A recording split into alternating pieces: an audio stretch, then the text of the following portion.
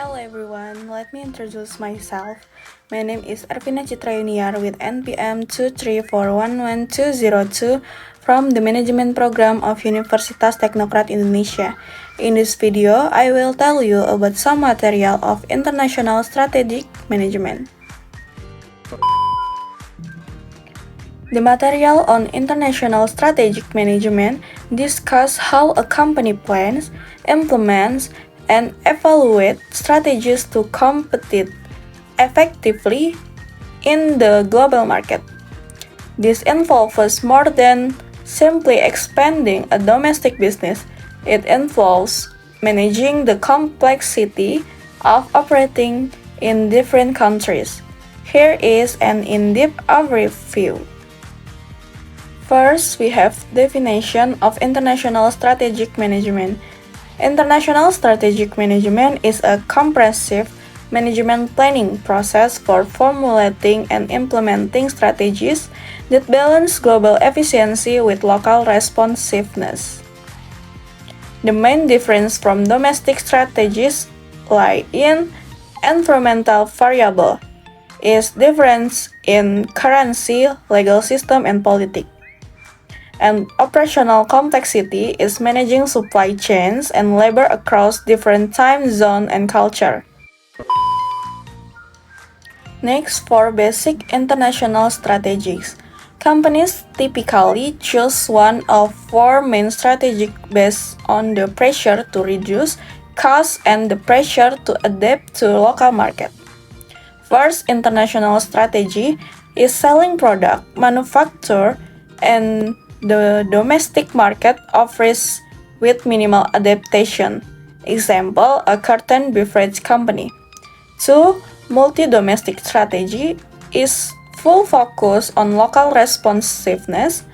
Product and marketing are extensively tailored for each country. For example, is Nestle or Unilever. 3. Global strategy. Focus on cost efficiency through standardization. Products are nearly identical worldwide.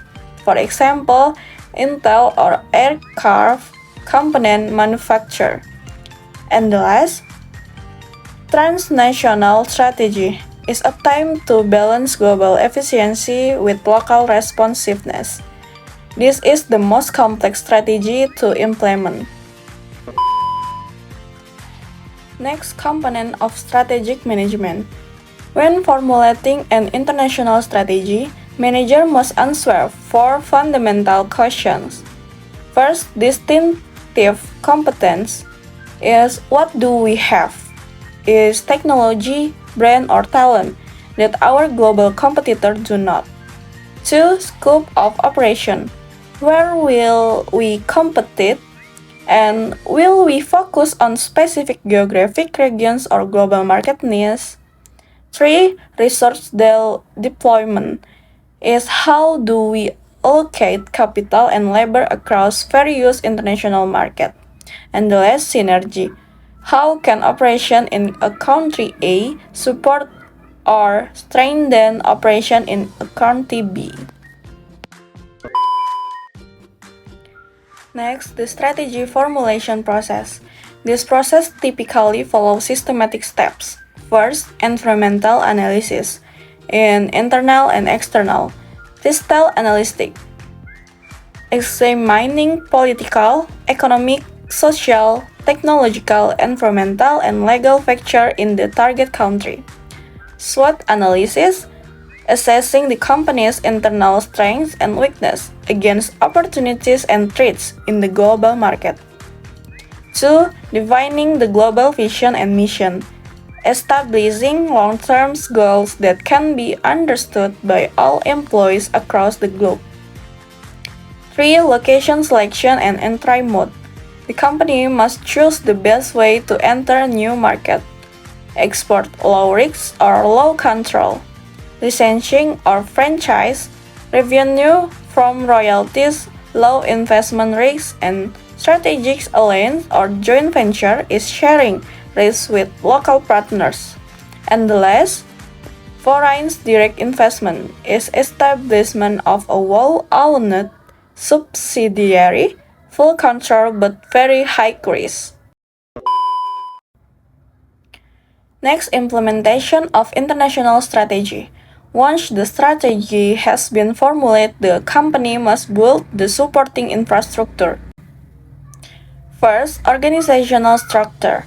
Should the company use an international division structure, a global product division, or a complex matrix structure?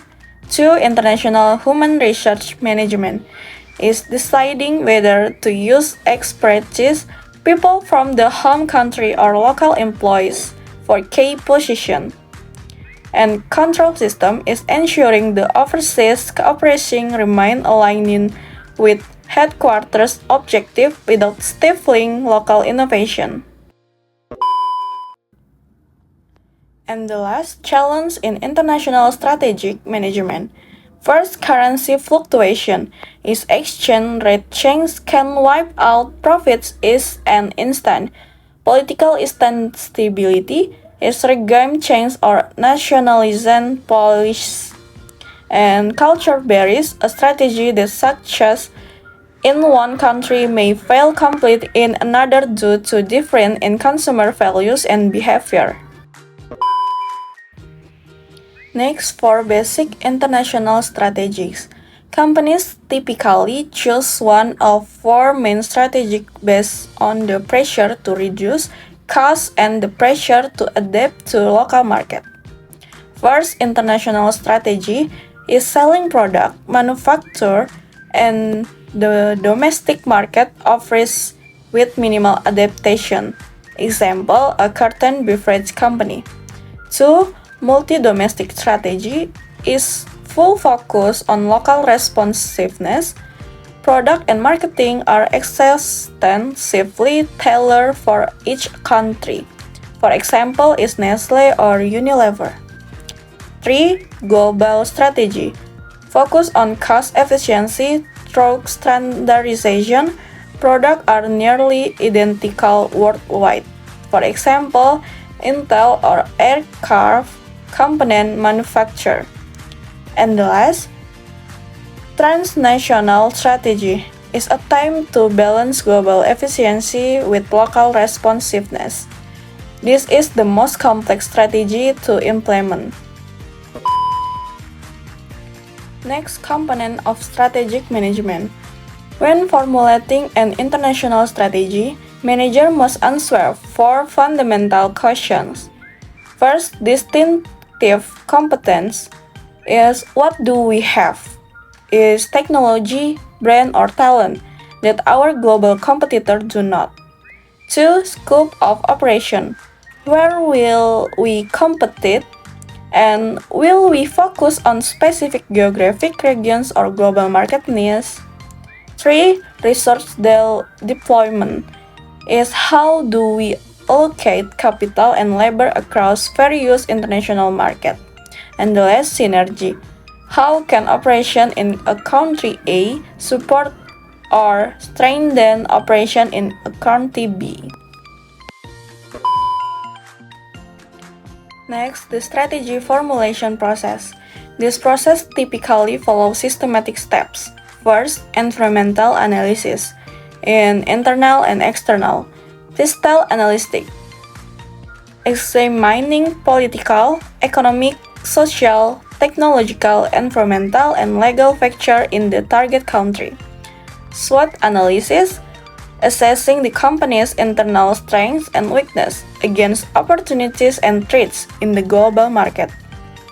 2. Defining the global vision and mission, establishing long-term goals that can be understood by all employees across the globe. 3. Location selection and entry mode. The company must choose the best way to enter a new market. Export low risk or low control. Licensing or franchise. Revenue from royalties, low investment risk, and strategic alliance or joint venture is sharing risk with local partners. And the last, foreign direct investment is establishment of a well-owned subsidiary, full control but very high risk. Okay, that's all about I can say. Hopefully this video can be useful for all of us. Thank you.